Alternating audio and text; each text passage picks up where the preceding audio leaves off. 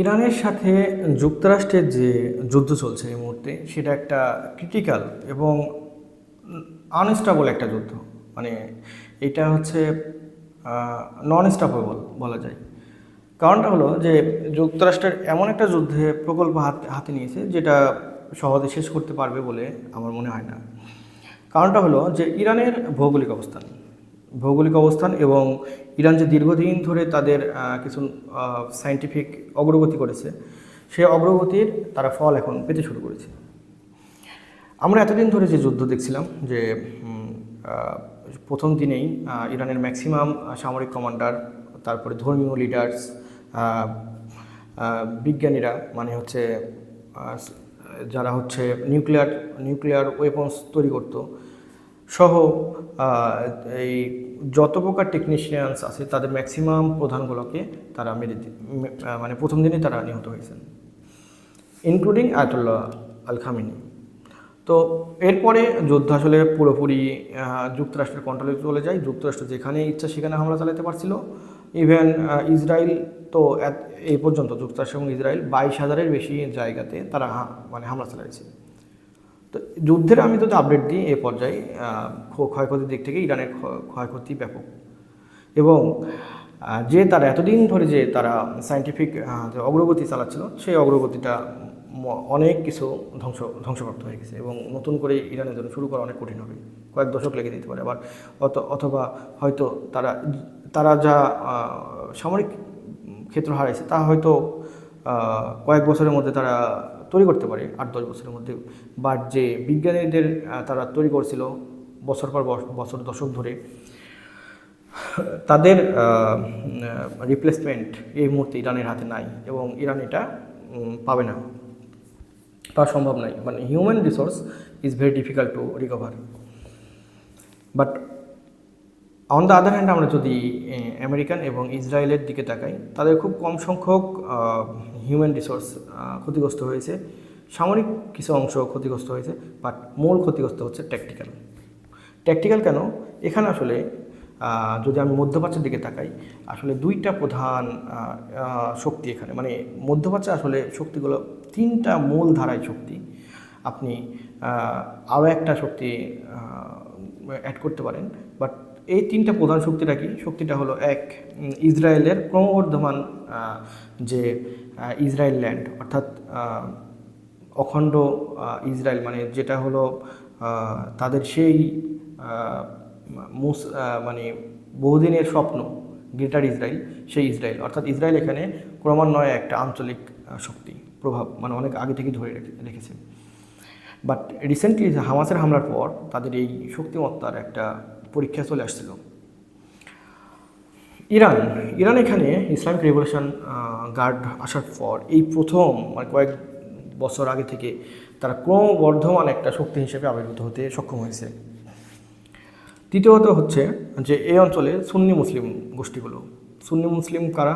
যে সৌদি আরব, কাতার, Oman, Kuwait, আর ওইদিকে আমাদের তুরস্ক আছে। তো সব মিলায়ে এই সুন্নি মুসলিমরা একটা আলাদা শক্তি এবং তাদের মধ্যে দ্বন্দ্ব থাকলেও তারা একটা ইরান থেকে আলাদা একটা শক্তি।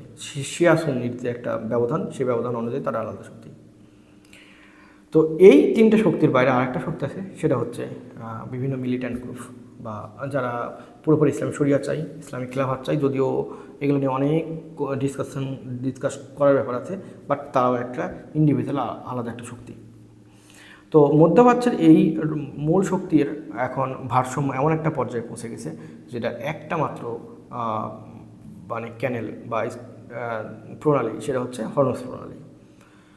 ওয়ার অ্যান্ড ট্যাকটিক্স অনুযায়ী ও মানে মূল ইরান পরাজিত হয়েছে, বা টেকনিক্যাল কিছু বিষয় বা ভৌগোলিক কিছু অংশের কারণে এখানে ইরান এমন একটা অবস্থা এখন আছে যে যুক্তরাষ্ট্রের পক্ষে এই হরমুজ প্রণালী কন্ট্রোল করা ডিফিকাল্ট এবং এই অঞ্চলে তারা এতদিন ধরে যে সুন্নি মুসলিম দেশগুলো নিরাপত্তা দিচ্ছিল, সেই নিরাপত্তাটাও প্রশ্নবিদ্ধ হয়ে গেছে।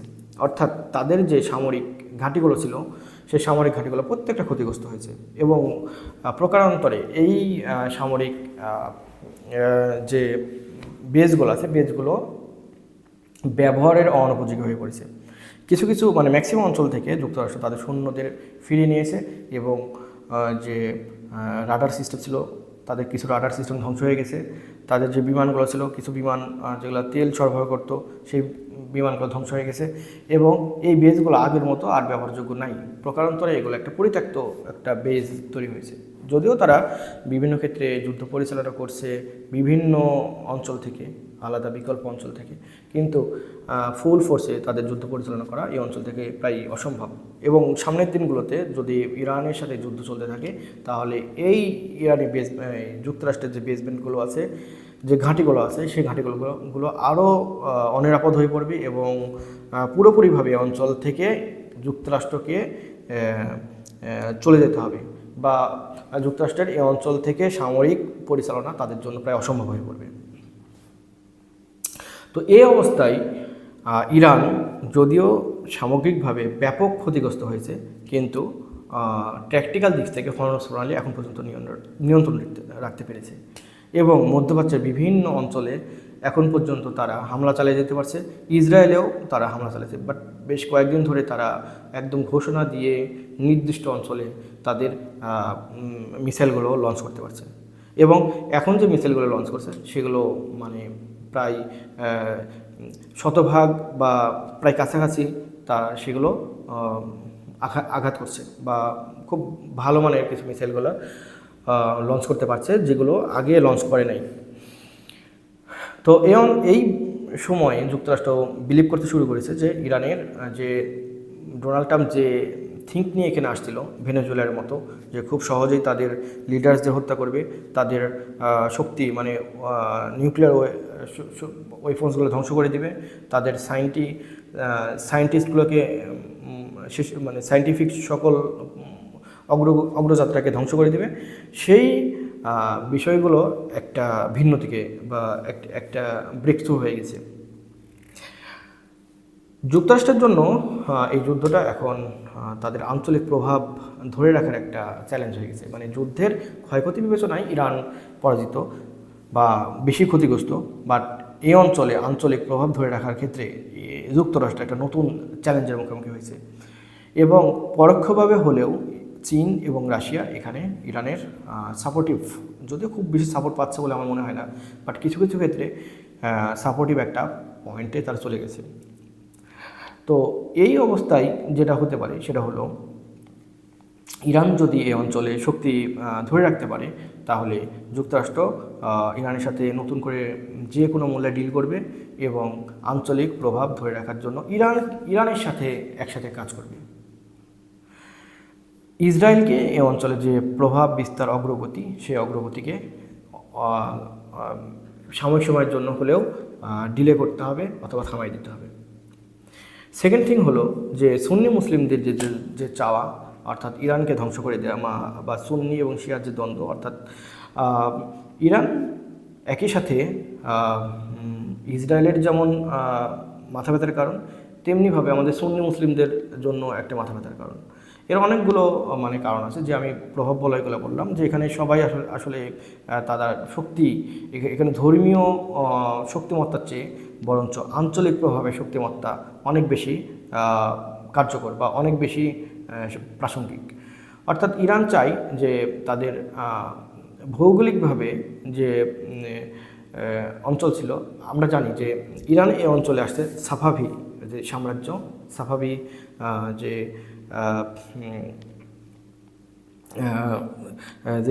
শিয়া কমিউনিটির একটা সাম্রাজ্য ছিল, সেই সাম্রাজ্যের আদলে বর্তমান ইরানের ইসলামিক রেগুলেশন গার্ড বা কুদস ফোর্স কাজ করে থাকে। অর্থাৎ এই অঞ্চলে আইদার ইরান তার প্রভাব বিস্তার করবে। ইরান ছাড়াও ইরান অনেকগুলো প্রক্সি মানে বাহিনী আছে, যেমন হিজবুল্লাহ, তারপরে ইয়েমেনের হুতি, এখানে সুন্নি মুসলিমদের আমাদের হামাস ইরানের শক্তিমত্তা নিয়ে কাজ করে। এছাড়াও কুদস ফোর্স ইরাক, সিরিয়া, তারপরে হচ্ছে আর আশেপাশে অঞ্চলগুলোতে বেশ ভালো প্রভাব ধরে রাখতে পারছিল।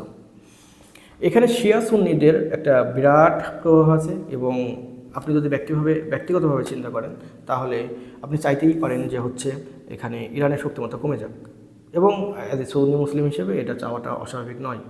আমাদের যারা বাংলাদেশে সাধারণত মুসলিমদের দুইটা একটা বড় গ্রুপ হয়ে গেছে, যারা ইরানের পক্ষে, আর একটা হচ্ছে সৌদি আরবের পক্ষে আর কি, বা এই যে যুক্তরাষ্ট্র বা ইসরায়েলের যুদ্ধ কৌশলের পক্ষে। এর উল্লেখ তারা যে এর দুইটা একটা মানে প্রধান কারণটা হলো যে তারা সরাসরি যে ইসরায়েলের বিজয় চাচ্ছে, বিজয়টা এমনটা না, বরং তারা ইরানের মানে ধ্বংস চায়। এর কারণটা হলো যে ইরান ক্রমাগতভাবে সৌদি আরবকে বা সুন্নি অঞ্চলগুলোকে স্থিমিত করতে চাই, এবং তারা আঞ্চলিকভাবে প্রভাব বিস্তার করতে চায়। যদি ধর্মীয়ভাবে সুন্নিরা শিয়া হওয়া লাগবে না, যদি ধরেন একটা সুপার পাওয়ার হয়ে গেল ইরান, তো ধর্মীয়ভাবে কোনো সুন্নিদেরকে শিয়া হওয়া লাগবে না, বাট তাদের যে অনুগত্য সে অনুগত্য করতে হবে। ইরান এবং মানে শিয়া এবং সুন্নিদের যে মানে সর্বোচ্চ যে থিঙ্ক থট বা রাষ্ট্র পরিচালনার ব্যবস্থার মধ্যে একটা বেসিক পার্থক্য রয়েছে। যেমন আমাদের সুন্নি ব্যবস্থায় আমাদের বেসিক রাষ্ট্র পরিচালনার ব্যবস্থা হচ্ছে ইসলামিক খেলাফত, মানে একজন খলিফ থাকবেন যিনি আমাদের রাষ্ট্র পরিচালনা করবেন। তিনি সব দিক থেকে সক্ষম হবেন। তিনি either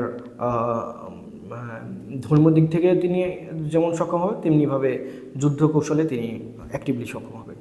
but on the other hand শিয়া কমিউনিটিতে তাদের নেতৃত্ব হচ্ছে একজন সুফি বা একজন ফকি, বা তিনি তিনি হচ্ছে খুব আদর্শিকভাবে একজন ধর্মীয় লিডার্স হবেন। তো আমাদের ইরানের এখানে যে খিলাফত ব্যবস্থা কায়েমের কোনো উদ্দেশ্য না থাকলেও সুন্নি মুসলিমদের এইরকম একটা বিশেষ করে মিলিটেন্ট গ্রুপের একটা ইসলামিক খিলাফত ব্যবস্থা কায়েমের একটা উদ্দেশ্য রয়েছেই। এবং আমরা যখন ইসলামিক স্টেটস বা আহরার শামস যারা হচ্ছে এখন সিরিয়ার নিয়ন্ত্রণ নিচ্ছে, সিরিয়া কন্ট্রোল করতেছে, তো এদের আমরা দেখছি যে দীর্ঘ দশক মানে 2012 সাল থেকে বা তারও আগে থেকে 2008 সাল থেকেই এই আসাদ সরকার, এবং আসাদ ইরানের একটা প্রক্সি ছিল, এবং সুন্নিদের সাথে দীর্ঘ একটা লড়াই লিপ্ত হয়েছে, এবং বহু মুসলিম নিহত হয়েছে। বোথ এন্ডসে তারা যেমন 10 থেকে 12 লাখ সুন্নি মুসলিম এবং কয়েক লাখ শিয়া মুসলিমও তারা এই যুদ্ধে লিপ্ত হয়েছে।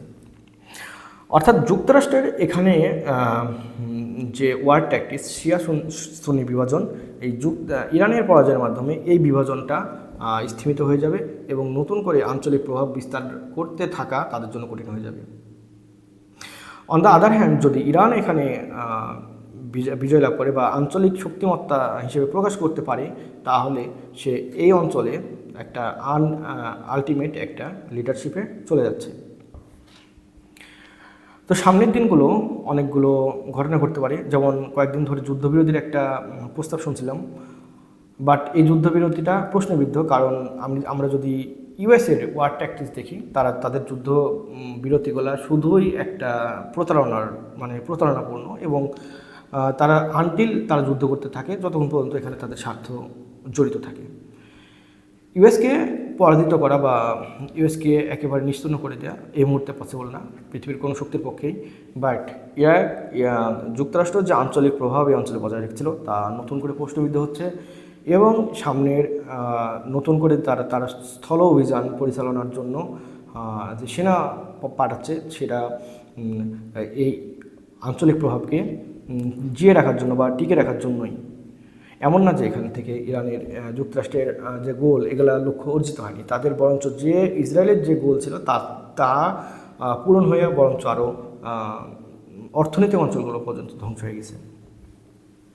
বাট যুক্তরাষ্ট্রের এখানে মূল বিষয়টা হচ্ছে আঞ্চলিক প্রভাব টিকে রাখতে হলে তাদের হরমুজকে তাদের নিয়ন্ত্রণে রাখতে হবে, এবং এই যে সুন্নি মুসলিমদের যে অঞ্চল তাদেরকে প্রুভ করতে হবে যে তাদের নিরাপত্তা দিতে যুক্তরাষ্ট্র সক্ষম।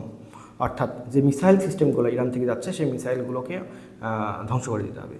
অন দ্য আদার হ্যান্ড এখন পর্যন্ত ইরান তাদের missile system, drone system active রাখতে পেরেছে, এবং এই যে হরমুজ প্রণালীর নিয়ন্ত্রণও এখনও ইরানের হাতে রয়েছে। যুদ্ধ কোন পর্যায়ে যাবে সে বিষয়ে আমরা পরে জানবো, কিন্তু আমরা স্টেপ বাই স্টেপ নিউজের মাধ্যমে জানবো, কিন্তু খুব সহজেই অঞ্চল যে শান্তি লাভ করবে না, বা এখানে যে একটা স্থায়ী সলিউশন নাই, তা আমরা বুঝতেই পারছি। এবং আমাদের এই যুদ্ধের প্রভাব অলরেডি পড়া শুরু করেছে আমাদের জাতীয় অর্থনীতিতে, এবং এই প্রভাব আরও পড়বে। এবং যুদ্ধ কোন দিকে চলে যায় এটাকে আপনারা মোটেও কোনো ধর্মযুদ্ধ হিসেবে নেবেন না, বরং যদিও যুক্তরাষ্ট্র এটাকে ধর্মযুদ্ধ হিসেবেই তারা বিবেচনা করতে শুরু করেছে, ইরানও, কিন্তু যেটা আমাদের বিশ্লেষণ সেটা হচ্ছে এটা একটা আঞ্চলিক আধিপত্যবাদ বা আধিপত্য বিস্তারের যে যুদ্ধ সেটাই। তো এখানে এই যুদ্ধে যদিও আর ইসরায়েল যুক্তরাষ্ট্র জড়িত, বাট এখানে একটা শিয়া এবং সুন্নিদের একটা বড় স্বার্থ জড়িত রয়েছে। অর্থাৎ ইরান যদি এখানে, ইরানের অনেক কুদ ফোর্সের অনেক সুন্নিদের হত্যা করার একটা বিশাল রেকর্ডও রয়েছে। তো এই পর্যায়ে এইভাবে এখন যুদ্ধ কোন পর্যায়ে চলে যায় তো আমরা আপডেটগুলো জানতে পারবো। তবে মানে আমার বিশ্বাস এই অঞ্চলগুলো, মানে আমি কি চাই, আমি চাই যে এই অঞ্চলটা একেবারে পুরোপুরি ধ্বংস হয়ে নতুন করে তৈরি হোক। অর্থাৎ যে জুলুম তৈরি হয়েছে, আমাদের সুন্নি মুসলিমগুলো যে রাষ্ট্রগুলো আছে অধিকাংশ যুক্তরাষ্ট্রের আন্ডারে থাকতে থাকতে অভ্যস্ত হয়ে গেছে।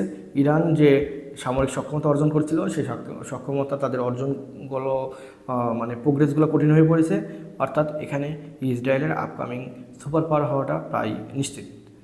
তো এই নিশ্চিত হওয়াকে রুখে দেওয়ার জন্যই নতুন করে সব কিছু গড়ে ওঠা দরকার, এবং ইসরায়েল এবং আর যুক্তরাষ্ট্রের প্রভাব বলয় থেকে এই আরব রাষ্ট্রগুলো মুক্ত পাবে, ইরানিয়ান পুরো মুসলিম অঞ্চলগুলো মুক্তি পাবে, সেই প্রত্যাশায় আমি করি। আপনি যদি এই এলাকার মানে আপনি ক্ষয়ক্ষতির বিষয়গুলো চিন্তা করেন তাহলে দেখবেন যে কে ক্ষতিগ্রস্ত হচ্ছে, ইরান এবং ইরানের আঘাতে সুন্নি মুসলিম রাষ্ট্রগুলো। অর্থাৎ দুই পক্ষই এই মধ্যপ্রাচ্যের মুসলিম রাষ্ট্রগুলোই ক্ষতিগ্রস্ত হচ্ছে। যুক্তরাষ্ট্রে যেটা হচ্ছে ম্যাক্সিমাম ক্ষেত্রে অর্থনৈতিক ক্ষতি, সেই অর্থনৈতিক ক্ষতিগুলো তারা আবার অর্থগুলো কালেক্ট করছে কাদের কাছ থেকে, এই আরব রাষ্ট্রগুলোর কাছ থেকে। আরব রাষ্ট্রগুলোর যে মানে ট্র্যাকটিস, সেই ট্র্যাকটিসটাই আসলে একটা মানে একটা গোলামের জিনজিরের মতো। অর্থাৎ তাদের যে নিরাপত্তা দিত সেই তাদের শোষণ করে চলেছে, সেই তাদেরকে ধরেন আপনার সম্পদ আছে, সেই সম্পদের নিরাপত্তা আপনি একজন ডাকাতের হাতে দিয়ে দিয়েছেন। তো এভাবে আসলে এই রাষ্ট্র ব্যবস্থা চলতে পারে না, এবং অবশ্যম্ভাবীভাবে কিছু মানুষ, কিছু রাজপরিবার লাভবান হলে আপামর মুসলিম যে আমাদের সাম্রাজ্য, পুরো পৃথিবীর মুসলিম সাম্রাজ্য, তারা থার্ড মানে তৃতীয় শ্রেণীর নাগরিক হয়ে গেছে পুরো পৃথিবীতে। এখান থেকে এই যুদ্ধের মাধ্যমে যদি বের হওয়ার একটা পথ বের হয়, সেটাই আসলে সবচেয়ে বড় একটা অর্জন হতে পারে। যুদ্ধ কোন পর্যায়ে চলে যাচ্ছে তার চেয়ে আমাদের বড় ব্যাপার হচ্ছে আমাদের অর্থনৈতিক অবস্থা কেমন হবে সেটা নিয়ে আমাদের ভাবতে হবে, এবং যুদ্ধের আপডেটগুলো রাখা জরুরি, কারণ এটার মাধ্যমেই আসলে পরবর্তী মানে ব্যবস্থাপনা আসতে শুরু করেছে। তো ইনশাল্লাহ যা হবে ভালো হবে। তো সবাই ভালো থাকবেন। আসসালামু আলাইকুম রহমতুল্লাহ।